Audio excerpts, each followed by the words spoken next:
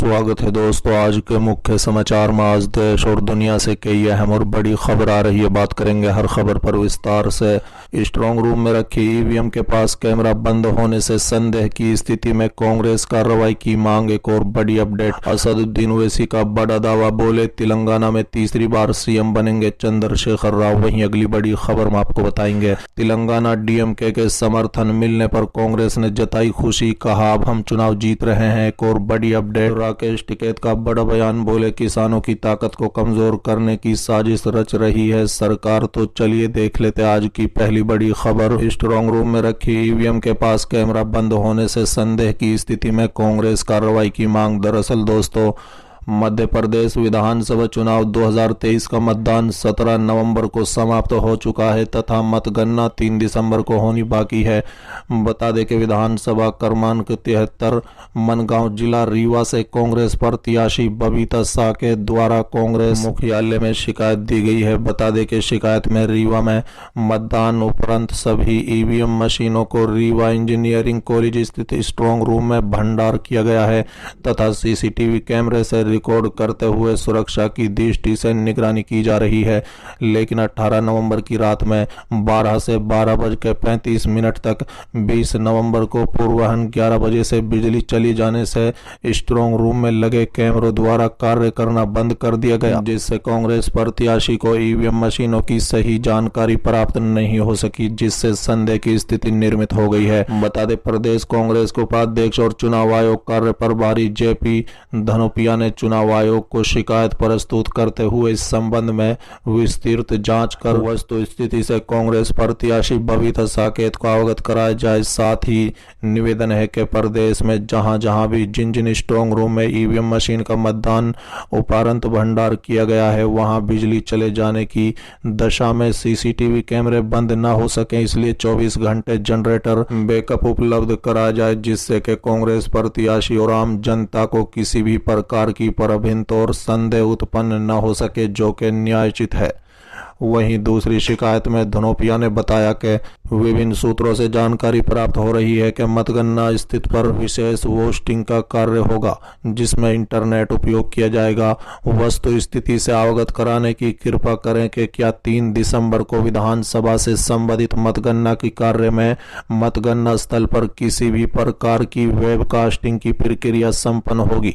यदि ऐसी स्थिति है तो कृपया इंटरनेट प्राइवेट संस्थान का नाम सूचित करने की कृपया करें, जिससे कि उक्त संबंध में कांग्रेस पार्टी के प्रत्याशियों को आगामी उचित दिशा निर्देश जारी किए जा सकें, जो कि न्यायोचित होगा। चलिए अगली खबर, असदुद्दीन ओवैसी का बड़ा दावा, बोले तेलंगाना में तीसरी बार सीएम बनेंगे चंद्रशेखर राव। दरअसल दोस्तों, ऑल इंडिया मजलिस इत्तेहादुल मुस्लिमीन के प्रमुख असदुद्दीन ओवैसी ने बुधवार को विश्वास जताया कि चंद्रशेखर राव तीसरी बार तेलंगाना के मुख्यमंत्री चुने जाएंगे और उन्होंने कांग्रेस नेता राहुल गांधी पर तीखा हमला बोला। बता दें कि ओवैसी ने कहा है कि मुझे यकीन है कि केसीआर तीसरी बार मुख्यमंत्री बनेंगे। तेलंगाना के लोग बुद्धिमान हैं। तेलंगाना में कोई सांप्रदायिक दंगा नहीं हुआ है, वहां शांति और समृद्धि है और भी बहुत कुछ करने की जरूरत है। उन्होंने कहा है कि तेलंगाना देश में सामाजिक क्षेत्र पर सबसे अधिक खर्च करने वालों में से एक है। बता दें कि कांग्रेस द्वारा एआईएमआईएम पर हमला करने के बीच असदुद्दीन ओवैसी ने राहुल गांधी पर कटाक्ष किया और कहा है कि वो मुस्लिम लीग के समर्थन के कारण वायनाड में जीते।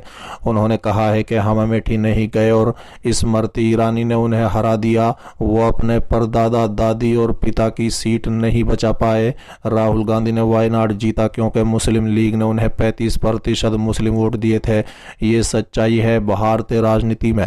अगर कांग्रेस के लिए कोई मतदाता बचा है तो वो मुस्लिम वोट है और यही कारण है कि कांग्रेस एआईएमआईएम की अल्पसंख्यक सशक्तिकरण और नेतृत्व की चिंता से परेशान है।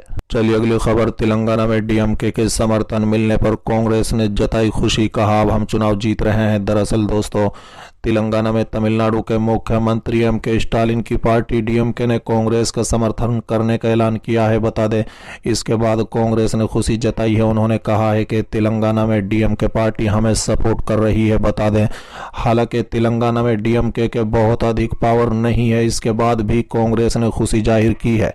बता दें, तेलंगाना में कांग्रेस की सीधी टक्कर बीआरएस से है। इस लड़ाई में डीएमके ने कांग्रेस को अपना समर्थन दिया है। इसके साथ ही इंडिया गठबंधन में शामिल डीएमके ने कांग्रेस को सपोर्ट करने के बाद पहली पार्टी बन गई है। 30 नवंबर को होने वाले विधानसभा चुनाव में डीएमके का समर्थन कांग्रेस को मिलेगा। बता दें, तमिलनाडु के मुख्यमंत्री एमके स्टालिन ने कहा है कि तेलंगाना राज्य में दरमुख के सभी विंग और कॉन्ग्रेस के इंडिया ब्लॉक की ओर से कांग्रेस को उम्मीदवारों की जीत के लिए प्रयास करना चाहिए। चेन्नई में डीएमके मुख्यालय अन्नार विलियम के बयान में कहा गया है कि डीएमके ने तेलंगाना में अपने विंग और कैडरों से एक चुनाव कार्य समिति बनाने और पार्टी के उम्मीदवारों के लिए बड़े अंतर से जीत सुनिश्चित करने के लिए कांग्रेस के साथ कड़ी मेहनत करने का कहा है।